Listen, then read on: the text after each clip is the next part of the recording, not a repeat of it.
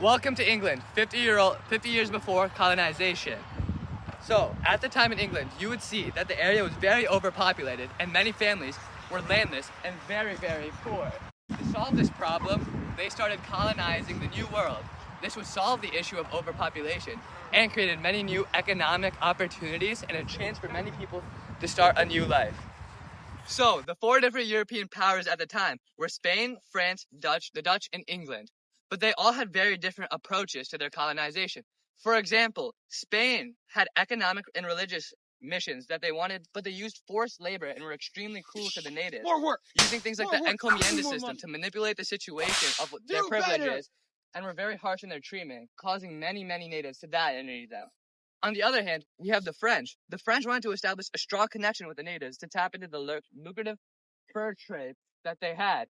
So they were very kind and many times formed alliances with different Native American tribes. The Dutch started colonies such as New Amsterdam for similar reasons. They also wanted to tap into the fur trade. And finally, we have the English. The English approach is very different. They brought families in and single women so they didn't have to marry with Native American women. They practiced self-sustaining farming, such as cash crops like tobacco, and they had strong ties back to their mother country of Britain. You might be asking yourself, why did the Europeans want to come to the New World so much? Well, the answer to that would be three parts. God, the promise that they would be able to convert many natives to Catholicism or Protestantism or whatever form of Christianity each European nation was practicing at the time.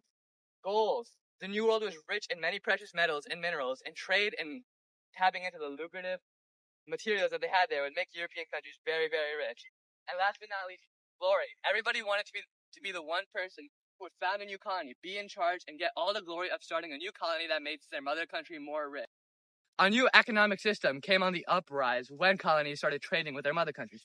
This was called mercantilism, in which a mother country would trade with their colony to make themselves more rich, and therefore would keep a better grasp on their colony and make a huge profit off their colonies in the New World. One thing that gave England an advantage in their colonization progress was joint stock companies. Joint stock companies were many wealthy investors that would fund a trip, and should the voyage fail, the only money that would be lost is what was invested. Therefore, the incentive to travel to the New World had become much more enticing.